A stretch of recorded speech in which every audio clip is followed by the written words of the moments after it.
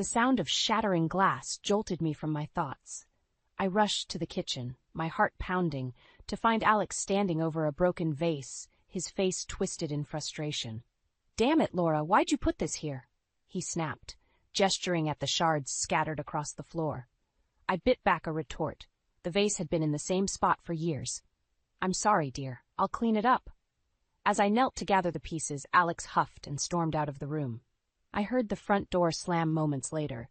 So much for our quiet Sunday afternoon. I sighed, dumping the broken glass into the trash.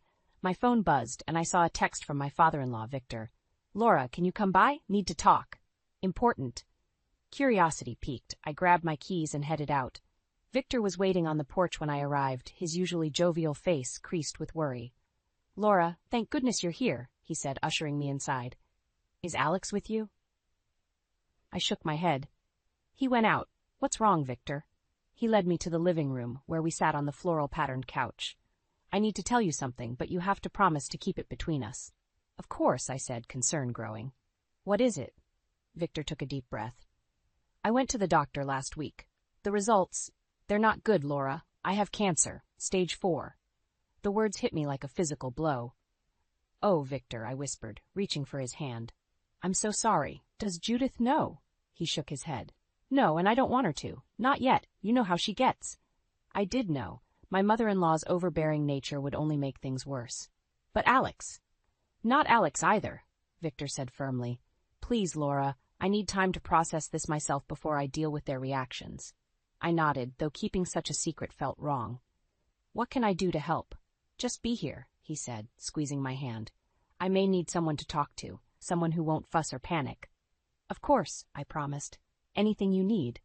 As if on cue, we heard the front door open. Judith's voice rang out. "Victor, are you home?" Victor's eyes widened in panic. I squeezed his hand reassuringly before calling out, "In here, Judith. Just stopped by for a quick hello."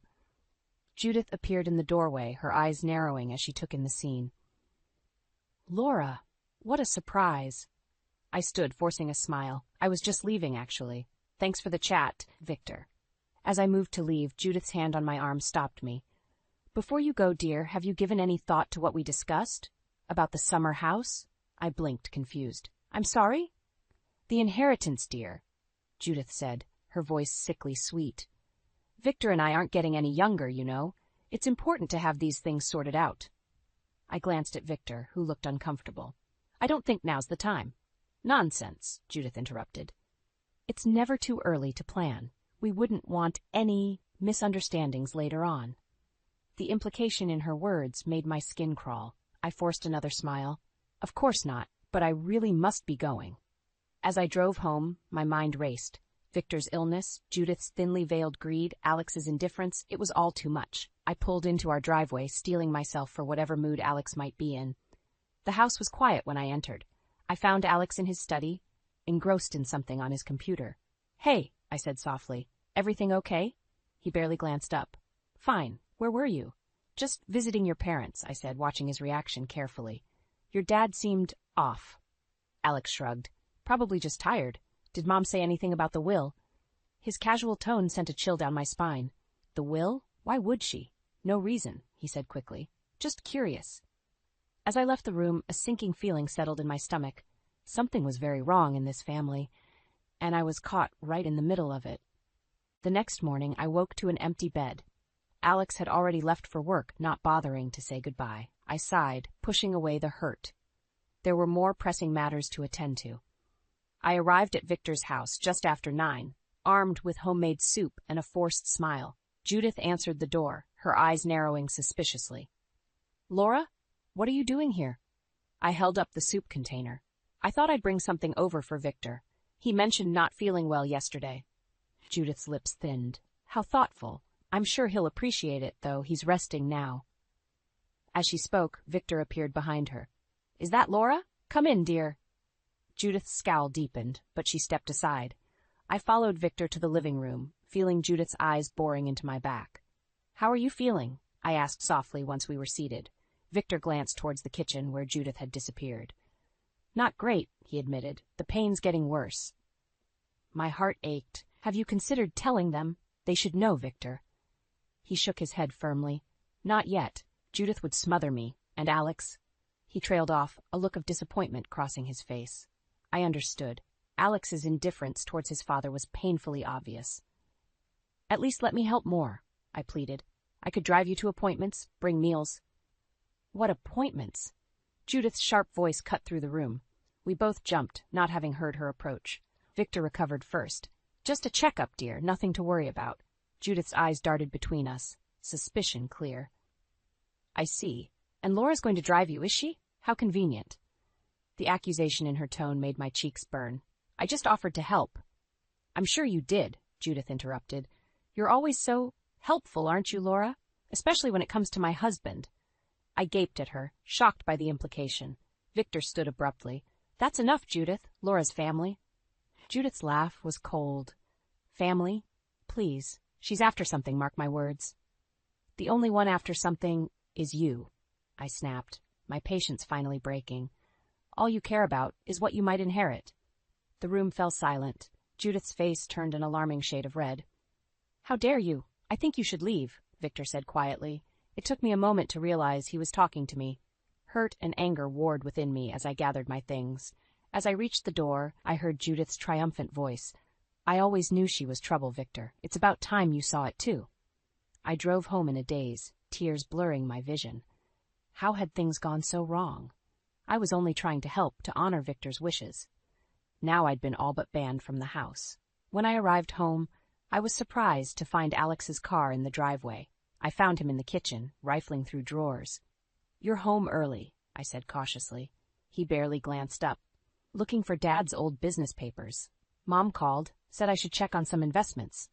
My blood ran cold. Investments? What are you talking about? Alex sighed impatiently.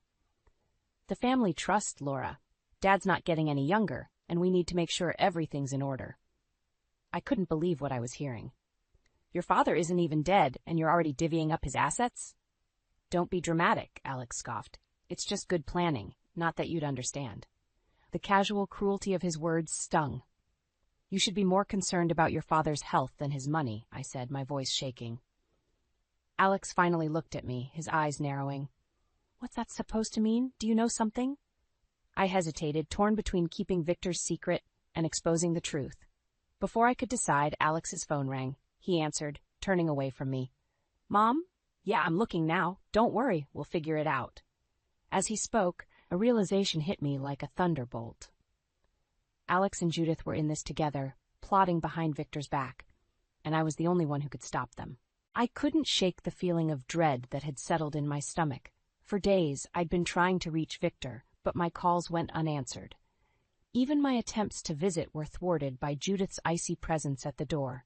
He's resting, she'd say, her eyes gleaming with barely concealed triumph. Best not to disturb him. On the 5th day, I decided enough was enough. I drove to their house, determined to see Victor no matter what. But as I pulled up, I saw an ambulance in the driveway, its lights flashing silently. My heart pounding, I rushed to the front door. It swung open before I could knock, revealing Alex's ashen face. What happened? I demanded, pushing past him. Dad's gone, Alex said, his voice hollow. He passed in his sleep. The world tilted beneath my feet. No, I whispered. That's impossible. I just spoke to him last week. He was fine. Alex's eyes narrowed. Was he? You seemed awfully concerned about his health lately. What did you know, Laura?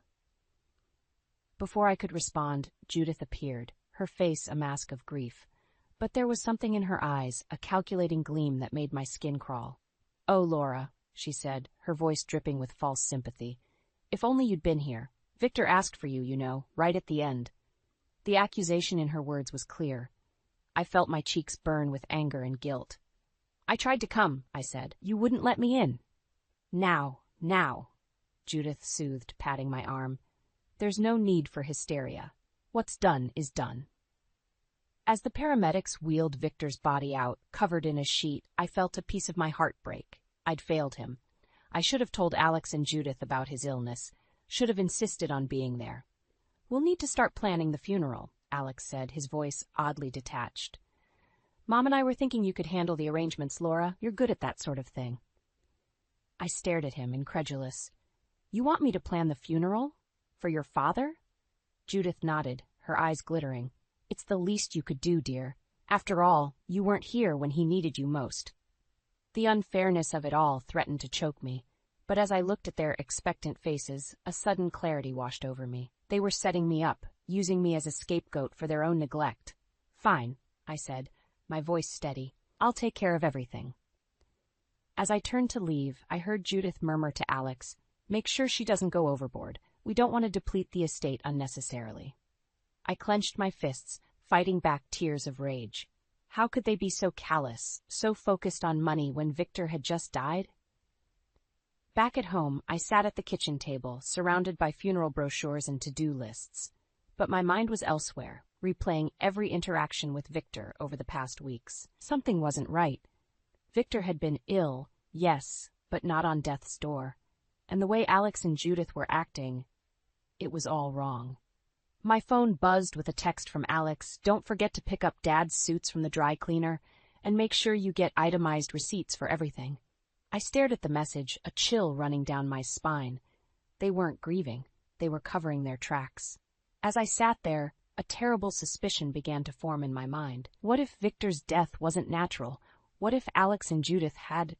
No, I couldn't even think it. But the pieces were falling into place, painting a picture too horrifying to contemplate. I looked at the funeral plans spread before me and made a decision. I would play along for now, but I would find out the truth about Victor's death, no matter what it cost me. And if my suspicions were correct, I would make sure Alex and Judith paid for what they'd done. The day of Victor's funeral dawned gray and somber, matching my mood perfectly. I stood in front of the mirror, adjusting my black dress, my mind racing with suspicions and half-formed plans. I had to find out the truth. But how? At the church, I watched as mourners filed in, their faces a mix of grief and curiosity. I'd planned everything meticulously, just as Alex and Judith had demanded, but I had a few surprises in store. As I took my seat in the front pew, I felt Alex's hand on my shoulder. "You did good, Laura," he whispered, his breath hot against my ear. "Dad would have appreciated it." I fought the urge to shrug off his touch. "I'm sure he would have," I replied, my voice steady despite the anger boiling inside me. The service began, a parade of hollow eulogies from people who barely knew Victor. When it was Alex's turn to speak, I steeled myself for more lies. "My father was a great man," Alex began, his voice thick with fake emotion. "He always put family first and taught me the value of hard work and perseverance." I almost laughed out loud. Alex had never worked hard a day in his life, and the only thing he'd inherited from Victor was his money. But then, Alex's speech took an unexpected turn. In fact, just before he passed, Dad and I had a long talk about the future of our family business. He was so excited about the new direction we were planning to take it. I sat up straighter, my heart pounding. What was Alex talking about? Victor had never mentioned any business plans to me. "Of course," Alex continued, his eyes darting to Judith. "Mom was instrumental in helping us make these decisions. She always knew what was best for Dad." A murmur rippled through the congregation. I glanced at Judith, who was nodding along, a small smile playing on her lips. Suddenly a voice rang out from the back of the church. "That's not true." All heads turned to see Victor's old business partner, Frank, standing up. Victor never wanted to change the business. He told me just last week he was thinking of selling it and retiring. The church erupted in whispers. Alex's face turned pale, while Judith's eyes blazed with fury. "How dare you?" she hissed at Frank. "This is a funeral, not a business meeting." But Frank wasn't finished. "And what's this about Judith being involved? Victor always said she had no head for business. He wouldn't have let her anywhere near those decisions." I watched in stunned silence as chaos unfolded. Alex stumbled through the rest of his speech, sweat beading on his forehead. Judith sat rigid, her knuckles white as she gripped her purse. As we filed out of the church, I overheard Alex and Judith arguing in hushed tones. "How could you be so stupid?" Judith snapped. "Mentioning the business like that? Now everyone will be asking questions." "I was trying to establish our claim." Alex shot back. "How was I supposed to know that old fool Frank would be here?" "We need to be more careful," Judith warned. "If anyone starts digging..." Their voices faded as they moved away, but I'd heard enough. My suspicions were confirmed. They were hiding something, and it had to do with Victor's death and the family business. As I walked to my car, my mind was made up. I couldn't confront them directly. Not yet. I needed proof, and I knew just where to start looking. I pulled out my phone and dialed Frank's number. "Hello, Frank. It's Laura. We need to talk about Victor. There's something not right about all this, and I think you can help me figure out what." As I hung up, I felt a mix of fear and determination. I was stepping into dangerous territory, but for Victor's sake, I had to uncover the truth. Whatever Alex and Judith were hiding, I was going to find out. And when I did, they would pay for what they'd done. The days following Victor's funeral were a blur of forced smiles and barely concealed tension. I played my part, the dutiful daughter-in-law, while secretly meeting with Frank to unravel the mystery surrounding Victor's death and the family business. One evening, as I was sorting through Victor's belongings, a task Alex had conveniently delegated to me, I stumbled upon a hidden compartment in his old desk. My heart raced as I carefully extracted a small leather-bound journal. As I flipped through the pages, Victor's familiar handwriting revealed a shocking truth. He had suspected Alex and Judith of embezzling funds from the company for months. The last entry, dated just days before his death, sent chills down my spine. I confronted Alex today. He denied everything, but I saw the guilt in his eyes. "I'm meeting with my lawyer tomorrow to change my will. I can't let them get away with this." My hands shook as I closed the journal. Victor had known. He was going to expose them, and No, I couldn't let myself think it. But the evidence was mounting. Lost in thought, I didn't hear the front door open. Alex's voice startled me back to reality. "Laura, what are you doing in here?" I quickly shoved the journal into my bag. "Just sorting through some papers, like you asked." Alex's eyes narrowed suspiciously. "Find anything interesting?" "No," I lied smoothly. "Just old receipts and documents." He nodded, seemingly satisfied. "Well, don't spend all night on it. Mom's coming over for dinner to discuss the reading of Dad's will." My stomach churned at the thought of sitting across from them, knowing what I now knew, but I had to keep up appearances. "Of course. I'll start dinner soon." As Alex left the room, I let out a shaky breath. I needed to act fast, but I had to be careful. One wrong move, and I could lose everything, including my life. During dinner, I watched Alex and Judith closely, noting their shared glances and cryptic comments about the will. I played my part, nodding and smiling at the appropriate moments, all while my mind raced with plans. As Judith was leaving, I overheard her whisper to Alex, "Make sure she doesn't suspect anything. We're too close to let it all fall apart now." That night, unable to sleep, I slipped out of bed and made my way to Alex's study. With trembling hands, I booted up his computer. Thanks to years of his carelessness, I knew his password. What I found made my blood run cold. Emails between Alex and Judith discussing not just the embezzlement but plans to take care of Victor if he became a problem.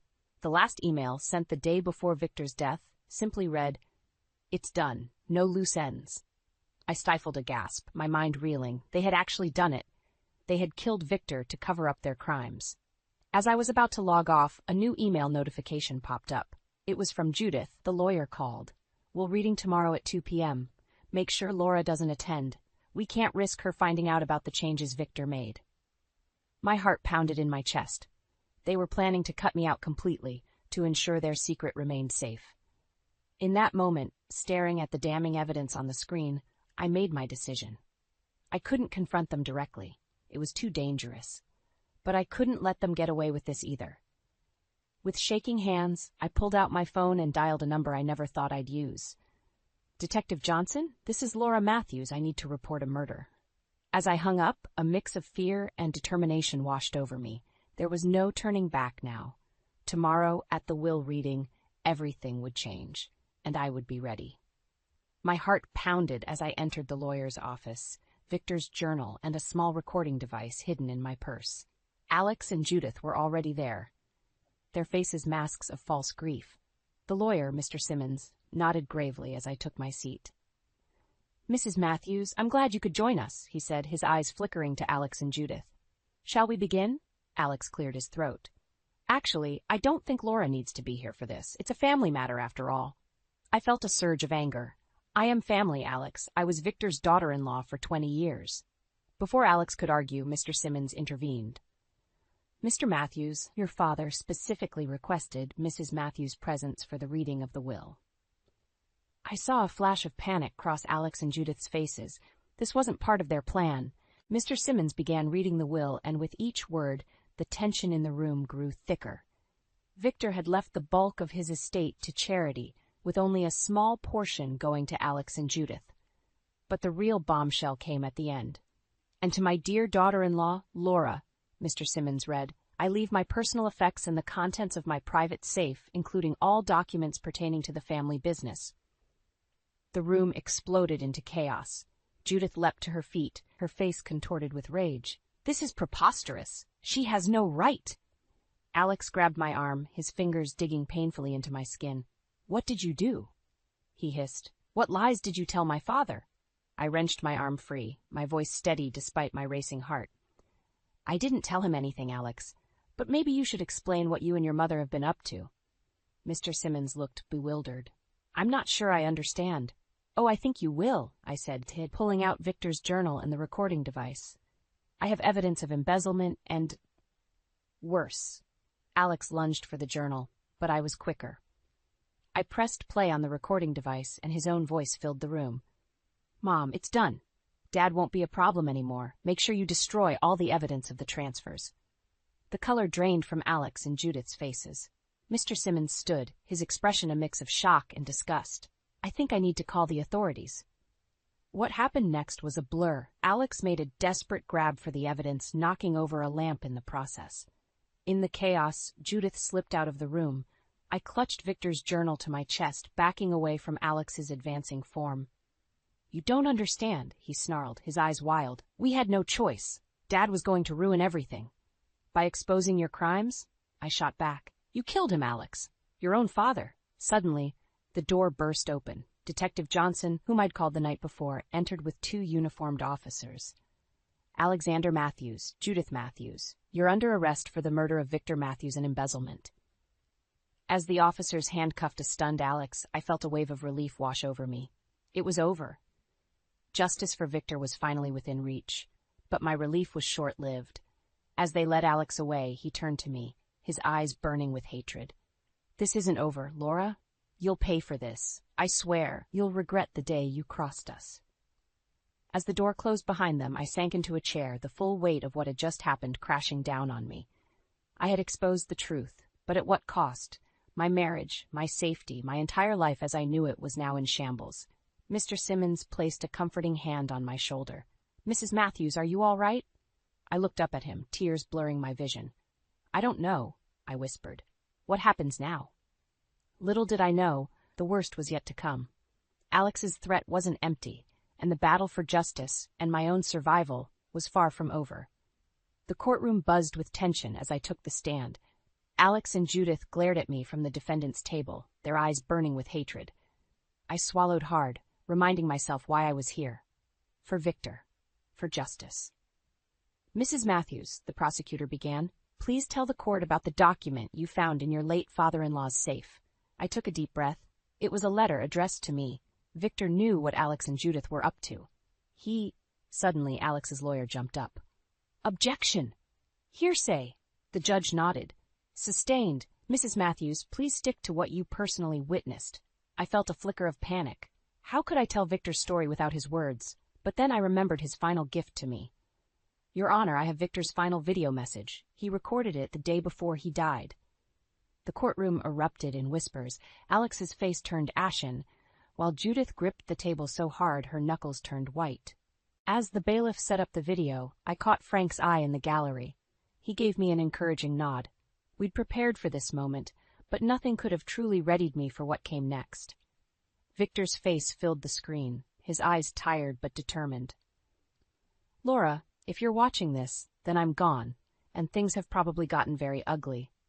I'm sorry for putting you in this position, but you're the only one I can trust. He went on to detail the embezzlement scheme, how he'd confronted Alex and Judith, and his fears for his own safety. I've left everything to charity, he continued. There's nothing left for them to fight over. The only thing of value I have is the truth, and I'm entrusting that to you, Laura. As the video ended, the courtroom was dead silent. I looked at Alex and Judith, expecting to see defeat. Instead, I saw something that chilled me to the bone. Calculation. The defense attorney stood. Your Honor, while this video is certainly dramatic, it proves nothing. Mr. Matthews was clearly not in his right mind at the time of recording. We have medical records. Objection, the prosecutor interrupted. The defense has presented no such records. As the lawyers argued, I felt a tap on my shoulder. It was Detective Johnson, his face grim. Mrs. Matthews, we need to get you out of here. Confused, I followed him out of the courtroom. In the hallway, he turned to me, his voice low. We just got word. Judith's disappeared, and we have reason to believe she's not working alone. My blood ran cold. What do you mean? There's a larger organization involved. The embezzlement. It goes way beyond just your family's company. You're in danger, Laura. Just then, a commotion erupted from the courtroom. We rushed back in to find Alex gone. The window behind the defendant's table shattered. As chaos engulfed the room, I stood frozen. The weight of what was happening crashing down on me. This wasn't just about Victor anymore. It was about a conspiracy bigger than I could have imagined, and I was at the center of it all. Detective Johnson grabbed my arm. We need to get you to a safe house. Now. As we rushed out of the courthouse, my mind raced.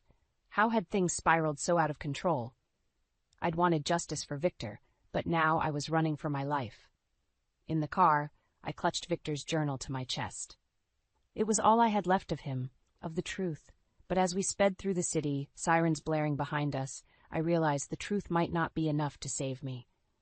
I looked out the window, the world blurring past. What have I done? I whispered, tears stinging my eyes. But there was no going back now. I was in too deep, and the only way out was through. As we pulled up to a nondescript building, Detective Johnson turned to me, his face grave. Are you ready for this, Laura? Because from here on out, nothing will ever be the same.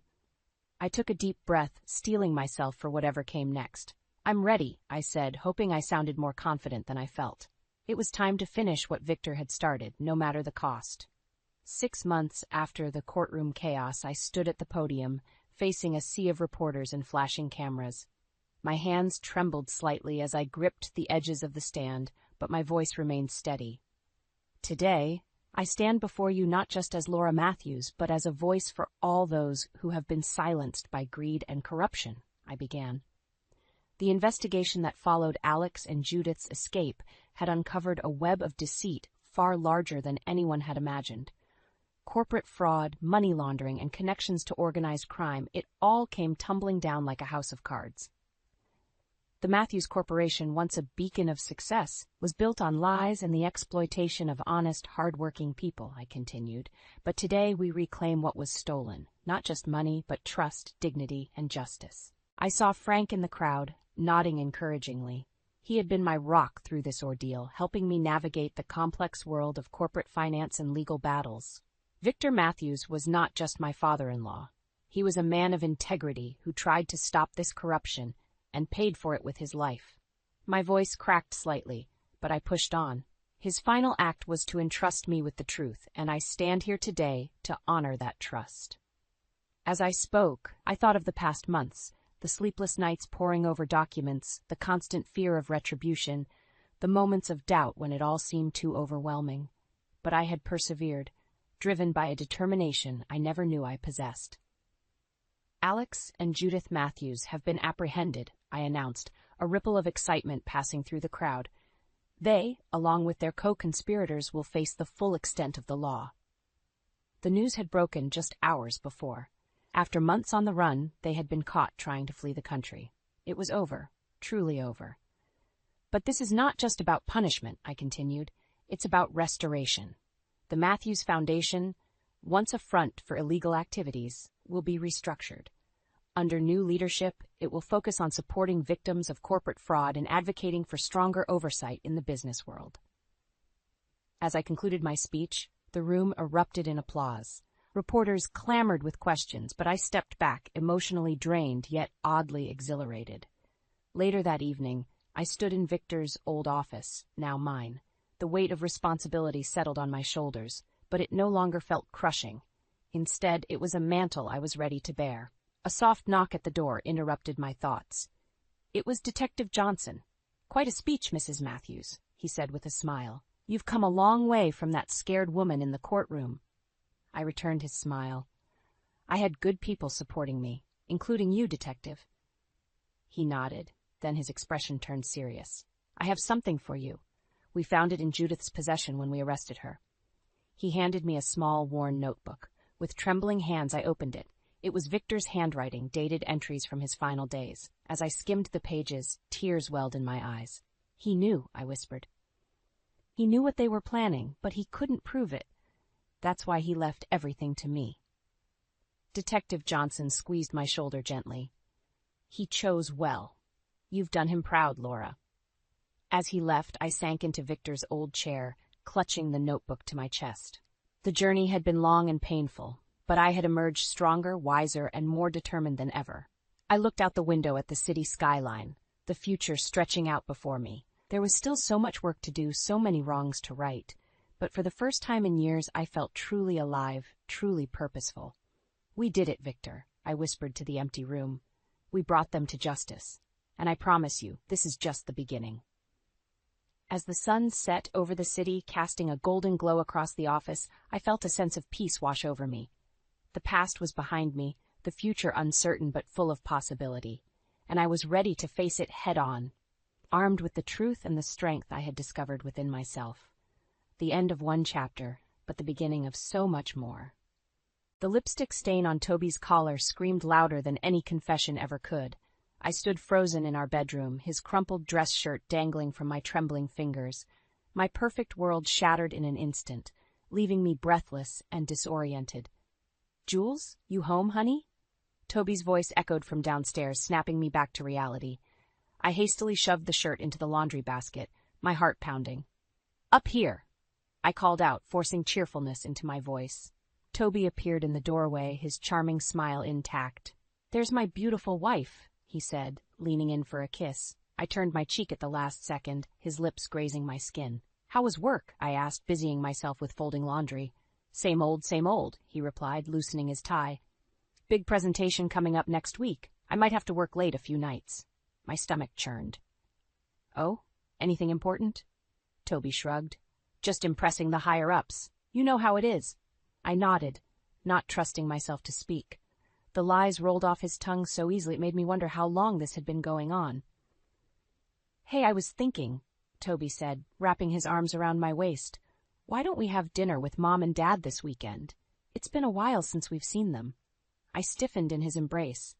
"Sure, that sounds nice," I managed to say. "Great, I'll give them a call." He kissed the top of my head before heading to the shower. As soon as I heard the water running, I collapsed onto the bed, my mind racing. Maria and Donald, my in-laws who had become more like parents to me over the years. How could I face them knowing what I knew? The next day, I found myself sitting across from Maria at our favorite cafe, my hands wrapped around a steaming mug of coffee. "Julia, dear, you look troubled," Maria said, her kind eyes filled with concern. "Is everything all right?" I took a deep breath. "Maria, I think Toby's having an affair." The words hung in the air between us, heavy and suffocating. Maria's face paled, her hand flying to her chest. "Oh, Julia," she whispered. "Are you certain?" I nodded, tears stinging my eyes. "I found lipstick on his shirt, and he's been working late, taking mysterious phone calls." Maria reached across the table, squeezing my hand. "I'm so sorry, sweetheart. What are you going to do?" "I don't know," I admitted. "Part of me wants to confront him, but..." "I'm scared, Maria. What if I'm wrong? What if I'm right?" "You need proof," Maria said firmly. "Concrete evidence. Don't confront him until you're absolutely sure." I nodded, grateful for her wisdom. "But how do I get that proof?" Maria's eyes sparkled with determination. "Leave that to me, dear. I may be retired, but I still have a few tricks up my sleeve." As we left the cafe, I felt a glimmer of hope. With Maria on my side, I knew I could face whatever came next. That evening, as Toby and I prepared dinner, his phone buzzed on the counter. I glanced over, catching a glimpse of the screen before he snatched it up. "Nina?" I asked, trying to keep my voice casual. "Is that a new colleague?" Toby's face flushed. "Oh, yeah, new intern. Just asking about some paperwork." I nodded, turning back to the stove. My heart raced as I stirred the pasta sauce, my mind whirling with possibilities. Nina, I had a name now. It wasn't much, but it was a start. As we sat down to eat, Toby's phone buzzed again. He ignored it, but I could see the tension in his shoulders. "Aren't you going to get that?" I asked innocently. "It might be important." Toby shook his head. "It's probably just work. It can wait." I took a sip of wine, steeling myself for what came next. "You know, Toby," I said, my voice steady despite my racing heart, "I was thinking of stopping by your office tomorrow. Maybe we could have lunch?" The fork clattered against Toby's plate. "Tomorrow?" he asked, his voice strained. I have meetings all day. Rain check?" I smiled, but it didn't reach my eyes. "Of course, honey, another time."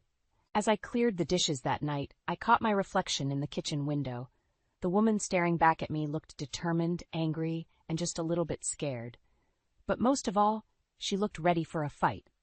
Little did Toby know, the clock was ticking on his perfectly crafted lie, and I was about to blow it wide open.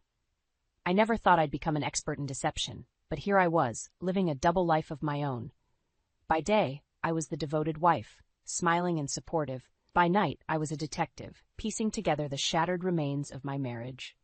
"Julia, honey, I'm heading out," Toby called from downstairs. "Big client dinner tonight." I met him at the door, planting a kiss on his cheek. "Have fun, sweetheart. Don't work too hard." As soon as his car pulled away, I sprang into action. I'd been biding my time, waiting for this moment.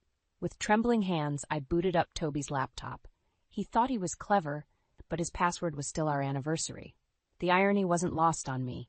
Emails, calendar entries, text messages, they all painted a damning picture.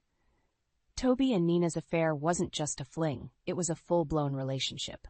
My stomach churned as I uncovered dinner reservations, hotel bookings, even plans for a weekend getaway. A knock at the door startled me. I slammed the laptop shut, heart racing. "Julia, it's me, Maria. Are you home?" I let out a sigh of relief, opening the door to my mother-in-law's concerned face. "I brought reinforcements," Maria said, holding up a bottle of wine. "Thought you could use a friend tonight." As we settled on the couch, Maria's eyes narrowed. "What have you found out?" I spilled everything, the emails, the secret rendezvous, the lies. Maria listened, her face a mix of sorrow and anger. "That boy," she muttered, shaking her head. "I raised him better than this." "What do I do, Maria?" I asked, my voice breaking. "I can't confront him without proof he can't deny." Maria's eyes glinted with determination. "We need something concrete, something he can't talk his way out of." Just then, my phone buzzed. It was a text from an unknown number. "You deserve to know the truth. Meet me at Riverside Park tomorrow at noon. N." I showed Maria the message, my hands shaking. "It has to be Nina," I whispered. Maria squeezed my hand. "Be careful, Julia. This could be a trap." The next day, I found myself pacing nervously by the park fountain. A young woman approached, her eyes darting around nervously. "Julia?" she asked. At my nod, she continued, "I'm Nina. I think we need to talk." We sat on a nearby bench, an uncomfortable silence stretching between us. "Why are you doing this?" I finally asked. Nina's eyes filled with tears. "Because I can't live with the guilt anymore. Toby, he told me you were separated, that your marriage was over. By the time I found out the truth, I was in too deep." She handed me a manila envelope. "Here's everything. Texts, photos, hotel receipts. I'm so sorry, Julia. I never meant to hurt anyone." As Nina walked away, I sat there, the weight of the envelope heavy in my hands. Part of me wanted to tear it open right there, but I couldn't bring myself to do it. That evening, I sat at the dining table, the envelope before me, when Toby walked in. "Hey, beautiful," he said, leaning in for a kiss. "How was your day?" I looked up at him, searching his face for any sign of remorse, any flicker of the man I thought I'd married. There was nothing. "It was enlightening," I replied, my voice steady. "How about yours?"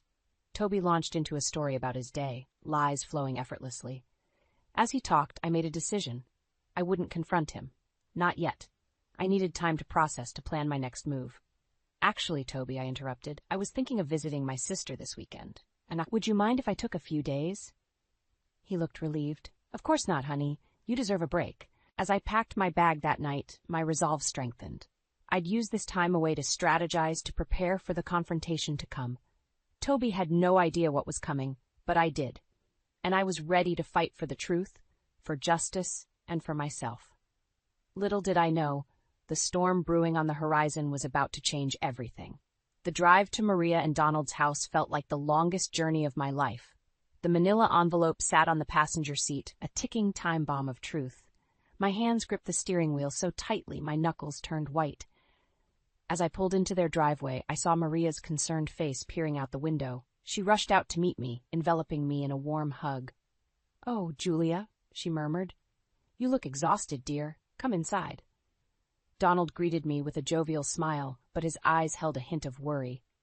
"There's my favorite daughter-in-law. What brings you by on this fine day?" I took a deep breath, clutching the envelope to my chest. I have something I need to show you both." We settled in their cozy living room, the air thick with tension. With trembling hands, I opened the envelope and spread its contents on the coffee table.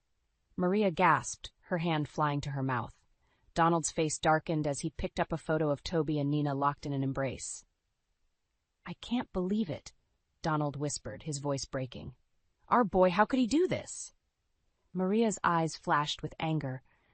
"I'll tell you how. He's selfish, just like his father used to be." Donald's head snapped up.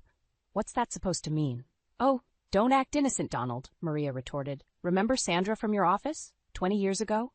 I sat there, stunned, as years of buried resentment erupted between them. It was as if Toby's betrayal had ripped open old wounds, exposing the fragility of their own relationship. "Stop it," I shouted, surprising even myself. "This isn't about you. It's about Toby, and what we're going to do about it." The room fell silent. Maria and Donald looked at me, then at each other, shame coloring their faces. "You're right, Julia," Maria said softly. "I'm sorry. We're here for you, sweetheart. What do you need from us?" I took a deep breath. "I need your support. When I confront Toby, I can't do it alone. Will you stand with me?" Donald reached out, squeezing my hand. "Of course we will. Your family, Julia. No matter what happens with Toby, that won't change." As we discussed our plan, a weight lifted from my shoulders. I wasn't alone in this fight. I had allies, people who loved me and believed in me. Just as we were wrapping up, my phone buzzed. It was a text from Toby. "Surprise! Got off work early. Where are you? Thought we could have a nice dinner tonight." My heart raced. I showed the message to Maria and Donald. "It's time," Maria said, her voice steady. "Are you ready?" I nodded, a strange calm settling over me. "Let's do this." We drove to my house in separate cars, parking down the street to avoid tipping off Toby. As we approached the front door, I could see him through the window, pacing in the living room. I turned to Maria and Donald, their faces a mix of determination and sorrow. "Whatever happens in there," I said, "thank you for being here." Maria squeezed my arm. "We're right behind you, dear." With a deep breath, I unlocked the door and stepped inside. Toby's face lit up when he saw me, then quickly fell as Maria and Donald followed. "Mom? Dad? What's going on?" he asked, his voice wavering. I stood tall, looking him straight in the eye. "We need to talk, Toby, about Nina." The color drained from his face. In that moment, I saw the facade crumble, revealing the scared, guilty man beneath. "Julia, I can explain," he started, but I held up my hand. "No more lies, Toby," I said, my voice stronger than I felt. "It's time for the truth. All of it." As I closed the door behind us, I knew that whatever happened next would change our lives forever. The confrontation I had been dreading was finally here, and there was no turning back. The silence that followed my demand for truth was deafening. Toby's eyes darted between me, Maria, and Donald, panic etched across his face. I could almost see the gears turning in his head, desperately searching for a way out. "Julia, please," he finally said, his voice barely above a whisper. "Can we talk about this privately?" I shook my head, standing my ground. "No more secrets, Toby. Whatever you have to say, you can say it in front of your parents." Maria stepped forward, her eyes blazing with disappointment. "How could you, Toby? We raised you better than this." Toby's shoulders slumped in defeat. I'm sorry. It just happened. Nina and we—" "Don't you dare say it just happened," I interrupted, my voice shaking with anger. "Affairs don't just happen. You made a choice, Toby. Every single time." As the ugly truth spilled out, I watched the family I thought I knew crumble before my eyes. Donald sat heavily on the couch, his face ashen. Maria paced the room, alternating between comforting me and berating her son. Suddenly, Donald clutched his chest, gasping for air. "Dad?" Toby cried out, rushing to his father's side. "Donald!" Maria exclaimed, her anger instantly replaced by fear. I sprang into action, grabbing the phone to call 911. As we waited for the ambulance, I held Donald's hand, willing him to hold on. The paramedics arrived in what felt like hours, but was only minutes, whisking Donald away to the hospital. The ride to the emergency room was tense, filled with worried glances and unspoken accusations.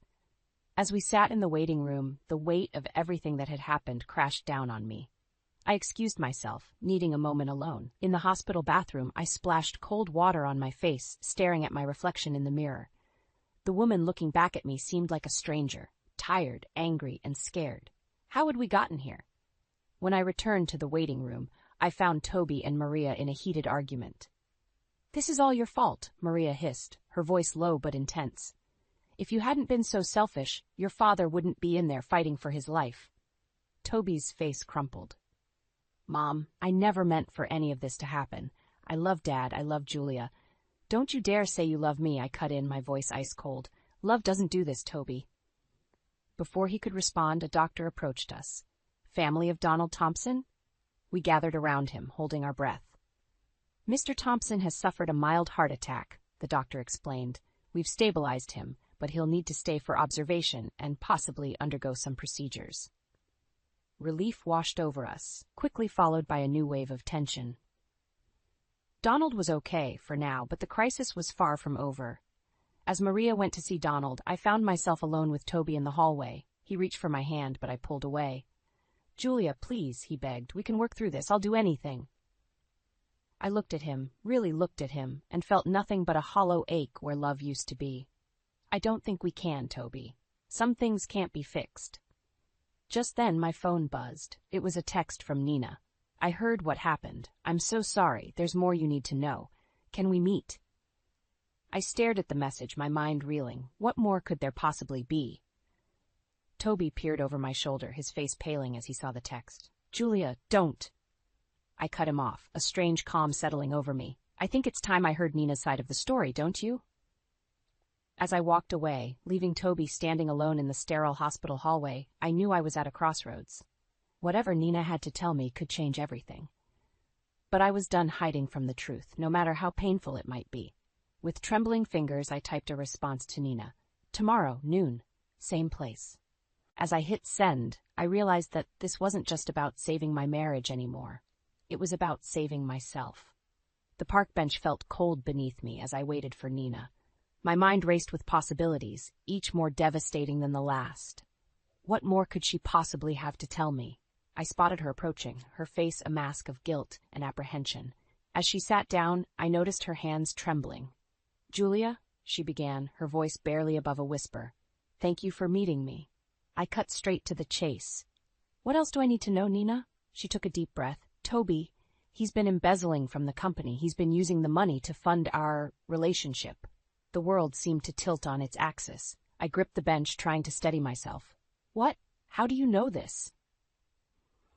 Nina pulled out a USB drive. "I work in accounting. I noticed discrepancies. When I confronted Toby, he confessed. He swore he'd pay it back, but..." I took the drive, feeling its weight in my palm. It was more than just data. It was the final nail in the coffin of my marriage. "Why are you telling me this?" I asked, my voice hollow. Nina's eyes filled with tears. "Because I can't live with the guilt anymore. And because I'm pregnant." The words hit me like a physical blow. I stood up abruptly, needing to move, to breathe, to escape this nightmare. "Julia, wait," Nina called after me, but I was already walking away, my mind in chaos. I found myself at Maria and Donald's house, not even remembering the drive there. Maria opened the door, her face etched with concern. "Julia, what's wrong, dear?" I collapsed into her arms, sobs racking my body.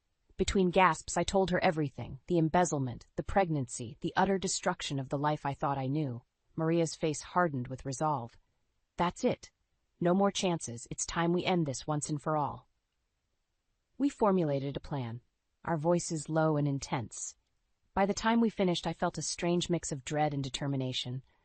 That evening, I returned home to find Toby pacing in the living room. His face lit up with hope when he saw me. "Julia, thank God, I've been trying to reach you all day. Can we talk, please?" I nodded, my heart pounding. "Yes, Toby, it's time we talked." We sat down, and I steeled myself for what was to come. "I met with Nina today," I began, watching his face pale. "She told me everything." Julia, I can explain, he started, but I held up my hand. No more explanations, Toby. No more lies. I placed the USB drive on the coffee table between us. I know about the embezzlement, and I know about the baby. Toby's face crumpled, tears streaming down his cheeks. I'm so sorry, Julia. I never meant for any of this to happen. I love you. I swear I do. For a moment, I felt a flicker of the love we once shared, but it was quickly extinguished by the mountain of betrayal between us. If you ever loved me, Toby, you'll do the right thing now, I said, my voice steady. Turn yourself in. Take responsibility for your actions. His head snapped up, eyes wide with fear. What? Julia, no, I can't go to prison. Please, we can work this out. I'll pay back the money. I'll end things with Nina. Just give me one more chance. I stood up, feeling stronger than I had in months. No, Toby, there are no more chances. You have until tomorrow morning to turn yourself in. If you don't, I'll go to the police myself. As I walked out of the room, leaving Toby sobbing on the couch, I felt a weight lift from my shoulders. For the first time in months, I was taking control of my life. I packed a bag, knowing I couldn't stay in this house tonight. As I reached for my car keys, my phone buzzed with a text from Maria. Whatever happens, we're here for you. Stay strong. With a deep breath, I stepped out into the night, ready to face whatever tomorrow would bring. The old Julia might have been broken by this, but not anymore. I was stronger now, and I was ready to fight for the life I deserved. The morning sun barely peeked through the curtains when my phone buzzed. It was a text from Maria. He's gone. Toby's car isn't here. What do we do now? My heart raced as I dialed the police, my voice surprisingly steady as I reported Toby's embezzlement and disappearance. The next few hours passed in a blur of statements and questions, the living room transforming into an impromptu investigation hub. As I watched the officers leave, promising to keep me updated, a strange calm settled over me. I turned to Maria and Donald, who had arrived to support me through this ordeal. I can't stay here, I said, my decision crystallizing as I spoke. I need space. Time to figure out who I am without Toby. Maria nodded, understanding in her eyes. You're always welcome with us, dear. But I shook my head. Thank you, but I think I need to do this on my own. Donald, still pale from his recent health scare, reached out and squeezed my hand. You're stronger than you know, Julia. We're here if you need us. As I packed my bags, my phone rang. It was Nina. I hesitated before answering. Julia, I'm so sorry, she sobbed. Toby came to see me last night. He was frantic, talking about running away together. When I refused, he threatened me. I'm scared, Julia. My blood ran cold. Nina, listen to me. Go to the police. Tell them everything, and thank you for telling me the truth. After hanging up, I sat on the edge of the bed, our bed, overwhelmed by the weight of everything that had happened. In just a few days, my entire world had shattered. But as I looked around the room, at the life Toby and I had built together, I realized it had been built on lies. With renewed determination, I finished packing and headed downstairs. Maria and Donald were waiting, concern etched on their faces. Nina called, I explained. Toby threatened her when she refused to run away with him. I told her to go to the police. Maria's face hardened. That boy, I don't even recognize him anymore. As we stood there, grappling with the new reality of our family, my phone buzzed again. This time it was Toby. Julia, please. His voice was desperate. I can explain everything. Meet me at our spot in the park. One last time. I looked at Maria and Donald, torn between fear and a desperate need for closure. I have to go, I said. I need to end this once and for all. They protested, but I was resolute. I'll be careful, I promise, and I'll keep my phone on. The park was eerily quiet as I approached our old meeting spot, a secluded bench near the pond. Toby was already there, his usual polished appearance replaced by disheveled clothes and wild eyes. Julia, he breathed, reaching for me. I stepped back, maintaining distance. Why, Toby? I asked, my voice barely above a whisper. Why did you do it? He ran his hands through his hair, agitated. I never meant for it to go this far. The money, it started small, just to impress Nina. But then I couldn't stop. And now, he looked at me, desperation in his eyes. Come with me, Julia. We can start over, somewhere new. I still love you. For a moment, I saw a flicker of the man I had fallen in love with, but it was quickly overshadowed by the mountain of lies and betrayal between us. No, Toby, I said, my voice gaining strength. It's over. Turn yourself in. It's the only way to make this right. his face contorted with anger. "You don't understand. I can't go to prison. I won't." Before I could react, he lunged forward, grabbing my arm. I stumbled, my foot catching on a tree root, and suddenly I was falling, tumbling down the embankment towards the pond. As I hit the cold water, struggling to stay afloat, I heard Toby's panicked voice calling my name. But it was drowned out by the rushing in my ears and the terrifying realization that I was fighting for my life in more ways than one. The cold water shocked my system as I struggled to keep my head above the surface. Panic threatened to overwhelm me, but a surge of survival instinct kicked in. I heard splashing behind me. Toby had jumped in. "Julia!" he yelled, his voice tinged with desperation. "I'm sorry. I didn't mean." I ignored him, focusing on swimming towards the shore.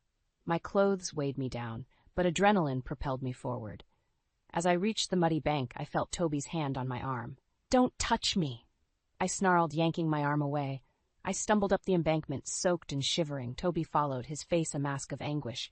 "Julia, please. I never meant for any of this to happen." Before I could respond, I heard sirens in the distance. Relief flooded through me as I saw Maria's car pull up, followed closely by a police cruiser. "Julia!" Maria cried, rushing towards me. "Are you all right? What happened?" As the police officers approached, I saw the fight leave Toby's eyes. He slumped to the ground, defeated. "I'm ready," he said quietly. "I'll turn myself in." The next few hours passed in a blur of statements and medical checkups. By the time I was cleared to leave the hospital, the sun was setting. Maria insisted I stay with her and Donald, and I was too exhausted to argue.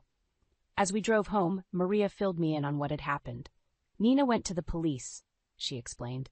"She told them everything. The affair, the embezzlement, all of it. When we couldn't reach you, we feared the worst."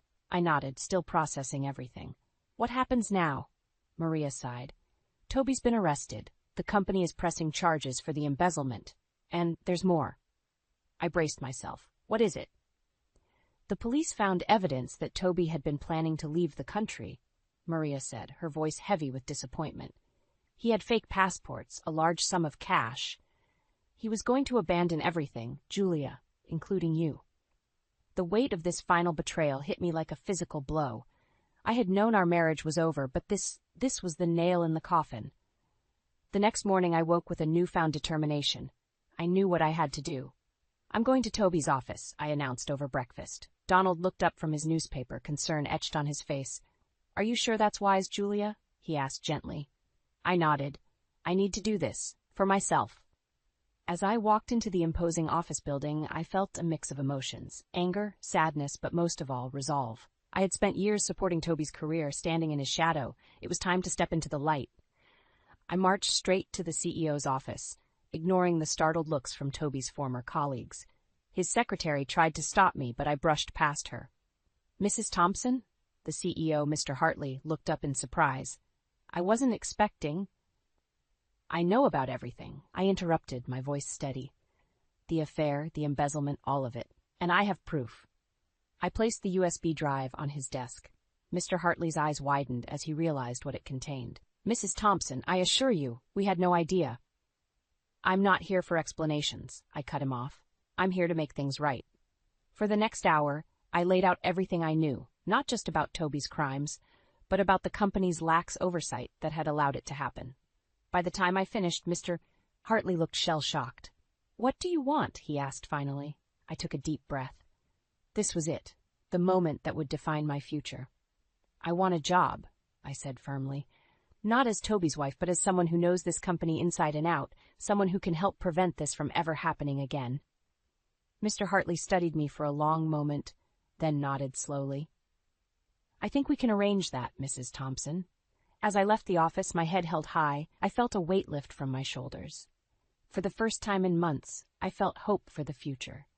A future I would shape on my own terms. Little did I know the biggest challenge was yet to come, but this time I was ready to face it head-on, 1 year. That's how long it had been since my world imploded. As I stood in front of the mirror, adjusting my blazer, I barely recognized the woman staring back at me. Gone was the meek, supportive wife. In her stood a confident, self-assured professional. My phone buzzed. A text from Maria. "Good luck today, dear. We're so proud of you." I smiled, grateful for the unwavering support of my former in-laws. Despite everything, they had stood by me, choosing integrity over blood ties. As I walked into the courthouse, my heels clicking against the marble floor, I felt a mix of emotions. Today was Toby's sentencing, the final chapter in our tumultuous story. I spotted Nina in the crowd, her belly swollen with pregnancy. Our eyes met, and she nodded slightly. We weren't friends, but we had reached an understanding. We were both victims of Toby's deception, and in a strange way it had bonded us. The courtroom fell silent as Toby was led in. He looked haggard, a shadow of the charismatic man I had married.